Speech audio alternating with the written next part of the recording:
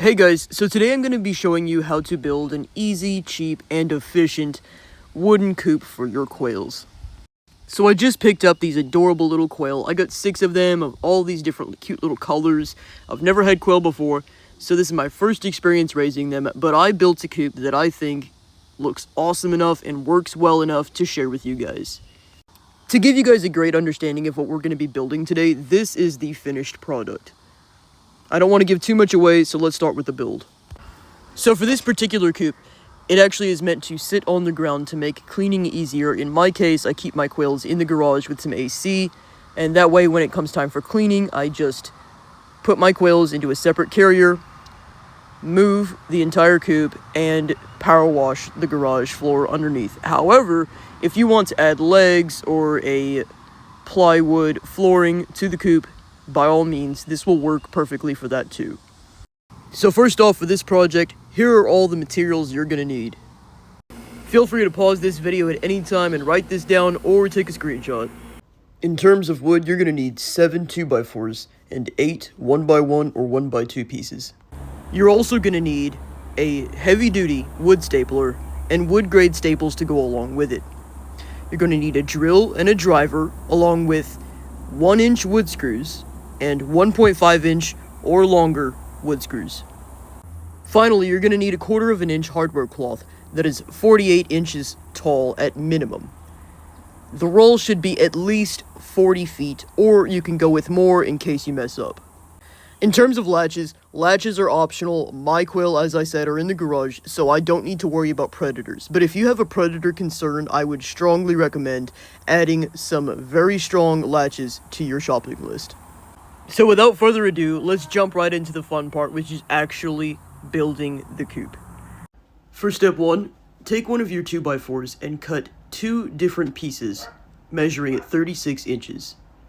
Then you're going to take 2 full-length 2x4s and place them alongside your 36-inch cuts, just like this. This rectangle forms the frame's base.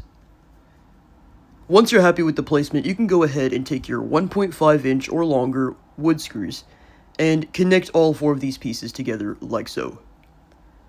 Make sure to put 2 screws per corner.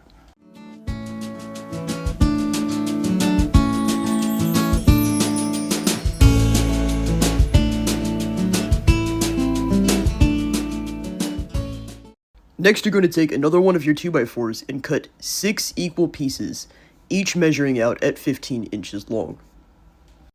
You're going to place one of these pieces at each corner. The remaining 2 pieces will go at the very middle on each side as shown here.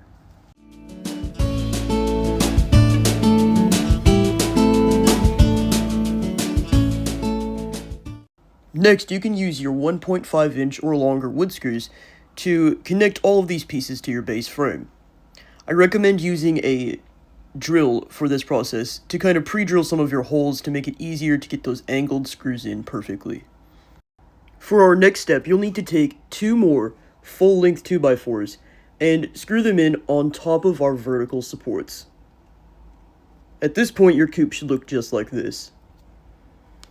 Just as with the last step, I recommend pre-drilling your holes to get those angled screws in nice and easy, because it can be tricky. To complete your frame, you're going to take another 2x4, and just as you did with the bottom, cut 2 separate 36-inch long pieces. Use your 1.5-inch or longer wood screws to attach those on either side, just like we did with the bottom of the frame. It's looking so great so far. My little baby goat Rosie thinks it's all for her. She is just the cutest thing ever. This isn't for you, Rosie, but I'll build you something next time. After your frame is complete, it's time for the next step. Take your 1/4 of an inch hardware cloth and your wood stapler. Run the hardware cloth along the inside of your frame, stapling to all of the wood as you go. I recommend inserting a staple every 2 to 3 inches to avoid any of your quail getting their feet or their heads stuck between the wood and the wire. It's a good idea to take your time with this step of the project because it is tricky to get that hardware cloth to sit flush along the wood without any bows or bends. Taking your time with this step will make the end result look much nicer.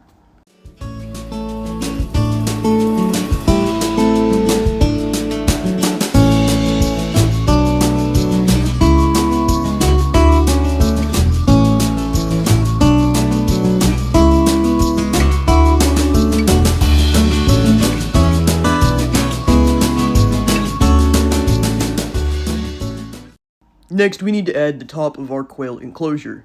This part can be a bit tricky, so careful measurements are needed. For my quail coop, I chose to use 1x2s opposed to 1x1s. But you can certainly use 1x1s for the top of your quail enclosure if you like the look of that better. Just keep in mind, for this particular step, if you choose to use 1x1s opposed to 1x2s, your measurements might look a little bit different than mine. The idea for the top of the coop is fairly simple. If you're using 1x2s, cut 4 equal pieces, measuring at 36 inches each. You're also going to cut 4 equal pieces, measuring at 45 inches each. You should form 2 squares with all of these pieces that you just cut. The dimensions of each of your squares should look just like this. Before using any of your screws, I recommend laying your squares on top of your coop to make sure they line up perfectly and you like the way they look. As you can see, once the squares are finished, they will open from the top just like this. Once you're sure that your 2 squares will line up perfectly on the top of your coop, you can use your 1-inch screws to connect all 4 corners. I strongly recommend pre-drilling your screw holes before you do this. Once you've created your 2 squares for the top of your enclosure, set them aside. Do not attach them just yet to the frame.